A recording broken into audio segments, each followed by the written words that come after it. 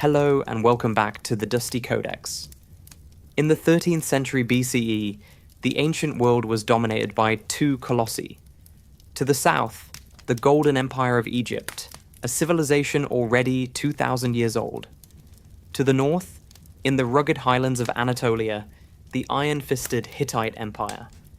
We are always curious to know where our stories are traveling to and where your corner of the world is.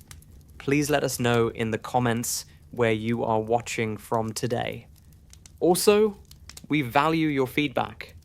Let us know what ancient battles you want us to cover next. These two powers were on a collision course. Between them lay the rich, strategic land of Syria, a chessboard of city-states whose allegiance shifted like the wind. The key prize was the fortress city of Kadesh on the Orontes River. In 1274 BCE, the young and ambitious Pharaoh Ramesses II decided to settle the matter once and for all. He assembled a massive army, 20,000 men organized into 4 divisions named after the gods Amun, Re, Ptah, and Seth, and marched north. The Hittite king, Muwatalli II, was waiting. He had gathered an even larger force, perhaps 30,000 to 40,000 men, drawing allies from every corner of his empire. He was a master strategist, and he had a plan to crush the young pharaoh. As Ramesses approached Kadesh with his lead division of Amun, his scouts captured 2 Bedouin nomads. These men claimed to be deserters from the Hittite army, swearing that Muwatalli was terrified and had retreated far to the north. It was a lie, a brilliant piece of counterintelligence planted by Muwatalli. Believing the Hittites were gone, Ramesses grew overconfident. He pushed ahead with only the Amun division, leaving the rest of his army strung out miles behind him. He arrived at Kadesh and began to set up camp. Then, his scouts caught 2 real Hittite spies. Under torture, they revealed the horrifying truth. The king of Hatti has arrived. He is stationed behind the town of Kadesh, hidden there like the sand on the shore. Ramesses had walked straight into a trap. Muwatalli's entire army was hidden just on the other side of the city, ready to strike. Before Ramesses could even send a warning, the trap was sprung. Muwatalli unleashed a wave of 2,500 chariots across the river. They didn't attack Ramesses' camp. They struck the unsuspecting division of Re, which was still marching towards Kadesh. The attack was devastating. The division of Re was caught completely unprepared. They were shattered, scattered to the winds, their survivors fleeing in panic towards Ramesses' camp. The panicked survivors of the Re division crashed into the Amun camp, spreading terror. The Hittite chariots were right behind them, wheeling around to smash into the unsuspecting Egyptian camp. This was Ramesses' darkest hour. His army was breaking. His generals were panicking. According to his own propaganda, his soldiers deserted him. He was left alone, surrounded by 2,500 Hittite chariots. The Egyptian accounts, written by Ramesses himself, claim that he prayed to the god Amun. "I call upon thee, my father Amun. I am in the midst of multitudes. My soldiers have forsaken me." Then, the pharaoh counterattacked. Leading his elite bodyguard, he charged 6 times into the Hittite mass. The lighter, faster Egyptian chariots were more maneuverable than the heavy, 3-man Hittite vehicles. The Egyptian chariots were sports cars, fast, agile, built for archery. The Hittite chariots were tanks, heavy platforms for spearmen, designed to shock and break infantry lines, but clumsy in a swirling melee. The Hittite charge lost its momentum. Crammed into the narrow space between the Egyptian camp and the river, their heavy chariots got tangled. They became easy targets for Ramesses' archers. The battle turned into a slaughter. Many Hittite chariots were pushed into the Orontes River. Ramesses' inscriptions boast that he made them plunge into the water like crocodiles.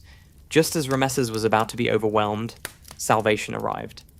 An elite force of Egyptian allies from the coast, the Nearin, appeared on the Hittite flank. Their surprise arrival broke the Hittite attack. The Hittites were forced to retreat back across the river to the safety of the city. Ramesses had been saved from total annihilation by his own desperate courage and a timely reinforcement. When Rameses returned to Egypt, he didn't report a near disaster. He reported the greatest victory in human history. He covered every temple wall in Egypt with epic poems and reliefs, detailing how he, alone, defeated millions of Hittites. It was the ancient equivalent of a press release, and it worked. For 3,000 years, history remembered Kadesh as an Egyptian triumph. But the Hittite records tell a different story. They claimed they won, forcing Rameses to retreat. If these stories, where the truth is buried under layers of ancient propaganda, are what you seek, I invite you to subscribe to the Dusty Codex. Your support allows us to keep digging for the reality behind the myths. The next morning, both armies were exhausted and mauled. Thousands were dead. Muwatalli still had his infantry reserve, which had not fought. Rameses' other two divisions, Ptah and Seth, had finally arrived. They faced off again, but neither king wanted to risk another meat grinder. Muwatalli sent a message to Rameses, offering a truce. He had saved Kadesh, but he couldn't destroy the Egyptian army. Rameses' generals advised him to accept. Their army was battered. They were deep in enemy territory. Rameses, swallowing his pride, agreed to a truce and marched his army back to Egypt. Tactically, it was a draw. Rameses was ambushed and survived. Muwatalli sprung a perfect trap, but failed to close it. Strategically, the Hittites won. They kept Kadesh. But the cost in blood and treasure for both sides was staggering. 15 years passed. A cold war continued. But then, the geopolitical chessboard changed. The Assyrian Empire in the east was rising, threatening the Hittites. Muwatalli's successor, Hattusili III, needed to secure his southern flank. Negotiations began. It was a long, complex diplomatic process involving the exchange of envoys, gifts, and drafts of a treaty. Finally, in 1259 BCE, 16 years after the battle, the Eternal Treaty, or Treaty of Kadesh, was finalized. It was engraved on massive silver tablets. Remarkably, we have copies of both the Egyptian version, carved on temple walls, and the Hittite version, found on clay tablets in their capital. They are almost identical, a testament to the professionalism of Bronze Age diplomacy. The treaty declared peace and brotherhood for all time. It was a non-aggression pact. It was also a mutual defense alliance.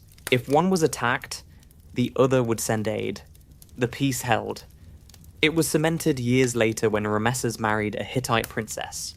The two superpowers turned their attention to other threats, their border secure for the rest of the Bronze Age. Today, a copy of the Hittite version of the treaty hangs prominently in the headquarters of the United Nations in New York. It is recognized as the world's oldest surviving international peace treaty. It is a physical testament to the idea that even the bitterest enemies can find a way to coexist. The city of Kadesh is now a dusty mound in war-torn Syria. The chariots have rotted away. The empires have fallen. Rameses the Great lived to be 90, ruling for 66 years. He built more, fathered more children, and erected more statues than any other pharaoh. But his greatest legacy may not be his war, but his peace. The Battle of Kadesh was the high watermark of Bronze Age chariot warfare. Within a century, this entire world system would collapse in a fiery apocalypse. But for one brief, shining moment, two god kings looked at the cost of total war and decided that peace was the better option. Thank you so much for watching this journey back to the first great battle of recorded history.